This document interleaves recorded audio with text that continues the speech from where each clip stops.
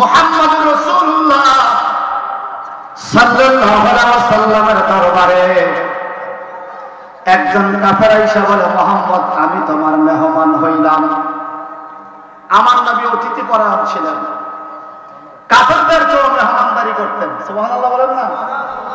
আমি তোমার মেহমান হলাম। আমার নবী বললেন, ভালো কথা, তুমি আমার মেহমান। রাসূল পাক তাকে ঘরের মধ্যে জায়গা দিলেন, বিছানাপত্র রেডি করে তার খানা দানা খাওয়াইয়া এক বদনা পানি তার জন্য দিয়ে আমার নবী আরেক ঘরে ঘুমাইতে গেলেন। কিন্তু এই দুষ্টের মনে ছিল দুষ্টামি, নবীজিকে কষ্ট দেওয়া তার মনে ছিল আসল সিদ্ধান্ত, আসল উদ্দেশ্য। এই দুষ্ট আমার নবীজিকে কষ্ট দেওয়ার জন্য রাত্রে নবীজির পায়খানা, নবীজির ঘরটা পায়খানা করে ময়লা করে বিছানাপত্র নষ্ট করে সে চলে গেছে। সকালবেলা আমার নবী এসে দেখে, আহারে মেহমানের ঘরের মধ্যে কি অবস্থা, ময়লা। আমার নবীজি মনে মনে ভাবতেছেন, আমি মনে ভালো করে মেহমানদারি করতে পারি নাই, লোকটার মনে রাত্রে কষ্ট হয়েছে, হয়তো পেট খারাপ হয়েছে, কোন দিকে যেতে হবে পায়খানা করার জন্য সে হয়তো জায়গা চিনে না, এই জন্য লোকটার মনে কষ্ট হয়েছে, আমি তো বড় কষ্ট দিয়ে ফেললাম তাকে।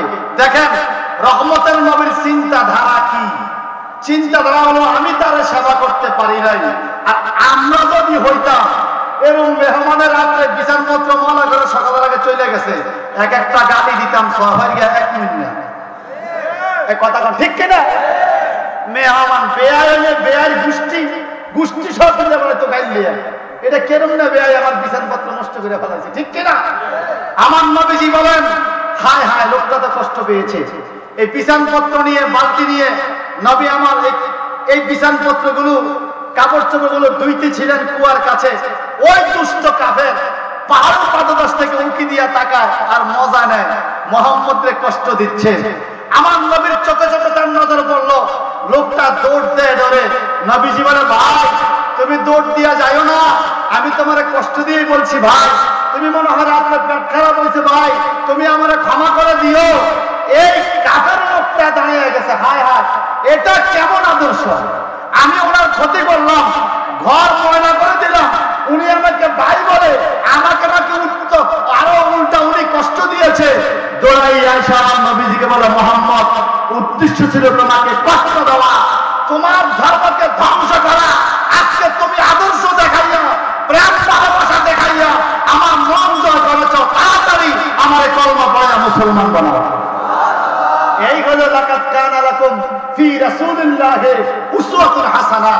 এই ভারত উপমহাদেশে গরিবে নওয়াজ খাজা মাইনুদ্দিন চিশতি আজমিরি তলোয়ার দিয়ে নয়, যুদ্ধ করে নয়, এক হাতে কোরআন আরেক হাতে তাসবিহ, জবানে রাসালাতের ধ্বনি দিয়ে 90 লক্ষ বিধর্মীকে মুসলমান বানিয়েছে, বিনা ফাসাদে, বিনা রক্তপাতে, ঠিক কিনা বলে? এজন্য ইসলাম কখনো ফাসাদ সৃষ্টি করা, মারামারি করা, মানুষ হত্যা করা এটা পছন্দ করে না। এখন বলেন, আমরা কি নবীর আদর্শের মধ্যে আছি? আমরা তো সবাই ব্যস্ত পাওয়ার জন্য খুব বসে আছি, সবাই যা যা জায়গা থেকে বলতেছি আমি বেহেশতি, আমি বেহেশতি, আমি হকে আছি, আমি হকে আছি। আরে ভাই, ব্যস্ত যার হাতে ওনাকে আপনি কিভাবে মানছেন সেটা আগে ভাবেন। ব্যস্ত হলো আমার নবীজির হাতে। খোদার কসম কোরআনটা ধরে বলছি, যদি কারো প্রমাণ লাগে প্রমাণ এখনো ভিডিও কল দিয়ে দেখতে পাবেন। মদিনা পাকে নবীজির রওজা মুবারকে যারা বাবু দিয়ে রাসূলের পাককে সালাম দিয়ে ঢুকেছেন, আল্লাহ পাক বহুবার নিয়েছে, এই গুনাহগারের চক্ষু শীতল করেছে নবীজির রওজা মুবারক দেখাইয়া। কারণ ইমামে আহলে সুন্নাহ ইমাম আহমদ রেজা কা ফাজল বেলবি রাহমাতুল্লাহ বলেছেন, जिसने देखा है मदीना जिंदगी में एक बार, सुमूले उनकी कदम सर झुक रहा है बार बार, मदीना ना देखा तो कुछ भी ना देखा, मोहम्मद का रौजा जन्नत का नक्शा।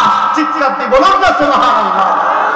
এই পৃথিবীতে যদি তোমরা কেউ বেহেশতের নমুনা দেখতে চাও, আলা হযরত বলেছেন মোহাম্মদ কা রওজা জান্নাত কা নকশা, মোহাম্মদের রওজা দেখো, রাসূলের পাকের রওজা মুবারকটাই বেহেশতের নকশা।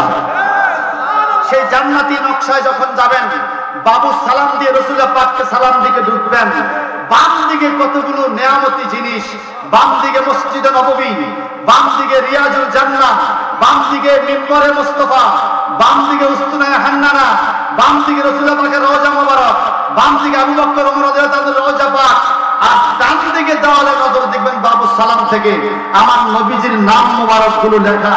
বাবু সালাম থেকে বাবুল বাকি পর্যন্ত 100-এর উপরে নাম লেখা সম্মুখে।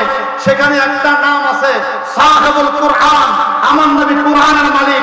সাহেবুল মেরাজ, নবী আমার মেরাজের মালিক। সাহেবুল কাউসার, নবী আমার কাউসারের মালিক। সাহেবুল উম্মাহ, নবী আমার উম্মতের মালিক। সাহেবুল জান্নাহ, নবী আমার বেহেশতের মালিক।